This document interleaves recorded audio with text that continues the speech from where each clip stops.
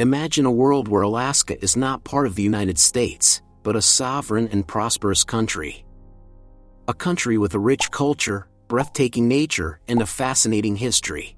A country that could change the balance of power in the world. What would that world be like? What would happen if Alaska were a country independent of the United States?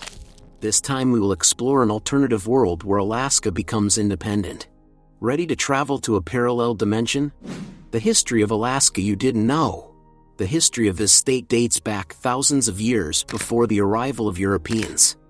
The first inhabitants of Alaska were the Paleo-Indians, who came to the American continent across the Beringia Bridge, a portion of land that connected Asia with North America during the last ice age. Their inhabitants were not able to enjoy the land for long, as Russians began to explore the region in the 18th century and arrived on their land. In 1799, Tsar Alexander I granted the Russian-American Company a monopoly on the trade and settlement of Alaska. The Russian-American Company established a series of trading posts and missions in Alaska, and began to exploit the region's natural resources, such as walrus ivory and sealskin. However, the company faced a number of difficulties, including extreme weather, lack of labor, and competition from American traders. By 1853, the Crimean War interrupted Russian trade with Alaska, and the company was forced to declare bankruptcy in 1867. Faced with this situation, the Russian government went through one of the worst moments in its history and made a decision that still has repercussions today, and it could be said that this moment was one of those that started the bad relationship that still lasts between the Americans and the Russians. But what was that controversial decision? Today, knowing the history between these two countries, it will sound strange to say it, Russia sold Alaska to the United States. Incredible, isn't it? The purchase of Alaska was formalized on March 30, 1867, for a price of $7.2 million. The transaction was highly controversial in the United States, and many politicians and citizens scoffed at it, calling it Seward's folly, in reference to the U.S. Secretary of State who negotiated the purchase.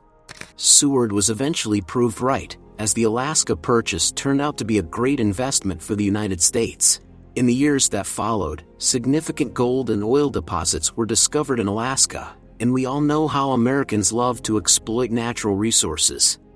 Today, Alaska is a prosperous and diverse state with an economy based on oil, tourism, and fishing.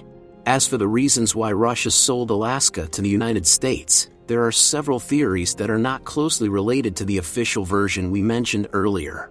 It is said that Russia was concerned about the expansion of the United States to the north, and that the sale of Alaska was a way to avoid a conflict with them. And how is Alaska currently under U.S. command?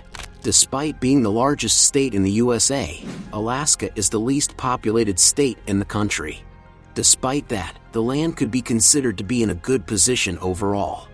On the one hand, Alaska has a strong economy, based on natural resources, such as oil, natural gas, and minerals.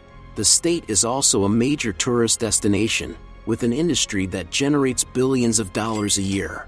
In addition, it has developed infrastructure, with roads, airports, ports, and telecommunications. This has facilitated the state's economic and social development. Education and health are not far behind, as the state has a public university, the University of Alaska, which offers a wide range of undergraduate and graduate programs.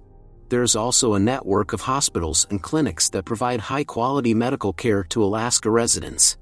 This is the United States we're talking about, and despite being a relatively good place to live, of course there are still many negatives and challenges to consider. For example, and as is common in North America, the cost of living in Alaska is high, especially in urban areas. This is due to the distance from distribution centers and labor shortages. And well, it is true that this is not the fault of the USA, but it must be made clear that the climate in Alaska is extreme, with long, cold winters and short, hot summers. This can make living in the state difficult, especially for people who are not used to cold weather. And lastly, you need to know that we are talking about is a remote state, located in the far northwest corner of the United States. This can make communication and transportation with other states difficult and isolate this state from the rest. When it comes down to it, What would happen if Alaska were an independent country from the United States?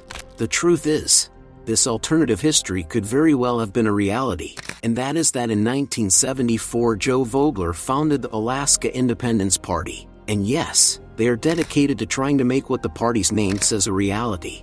They advocate for a referendum in the state that includes the option of Alaska becoming an independent country. The party also advocates positions similar to those of the Constitution Party and the Libertarian Party: support for gun rights, privatization, homeschooling, and limited government. Although Joe passed away in 1993, the party has never given up despite several failures, and to this day they continue to fight to gain their independence. The AIP believes that Alaska is a colony exploited by the U.S. federal government, which appropriates its natural resources, especially oil, and imposes laws and regulations that limit its development. And this is only the tip of the iceberg, because the party has many more reasons to want its independence. For example, the AIP also believes that Alaska has its own identity, based on its history, geography, climate, and ethnic diversity, which is not reflected or respected in the U.S. political system. Okay, we are already clear that the AIP has some reasons, considerably valid, to want to become independent, but do they have a chance to achieve it? No. Well, not much. The truth is that the party is not very popular, and it is difficult for them to get enough votes to be taken seriously. So, finally, it's time to dive into another world. Suppose the party manages to get enough votes and for some reason the US courts don't charge them with doing something illegal and ruin their whole process. Alaska is finally independent in this new world. What's next? Internally, Alaska would have to establish its own government, military, currency, and legal system. This would be a significant challenge, as Alaska is a large and diverse state with a relatively small population. The new country would also have to develop its own economy, which currently relies heavily on oil revenues and tourism. This could be difficult, as Alaska has an extreme climate and limited infrastructure. Without U.S. support, that will be very problematic. On the international level, Alaska would also have to establish diplomatic relations with other countries. And since Alaska is located in the Arctic, a region with complex geopolitics, this would certainly be one of its biggest problems. The consequences for the United States would also be significant, for the cradle of North America would lose an important military and economic base. It would also have to renegotiate its borders and its defense policy in the Arctic. And yes, it is quite possible that the Russians would decide to take advantage of the situation to regain what was once theirs. It is also worth noting that in that world, Alaska might finally have what it so desires: greater cultural diversity and preservation of native traditions, because Alaska has a population composed of different ethnic and cultural groups, including indigenous peoples, who represent 15% of the population.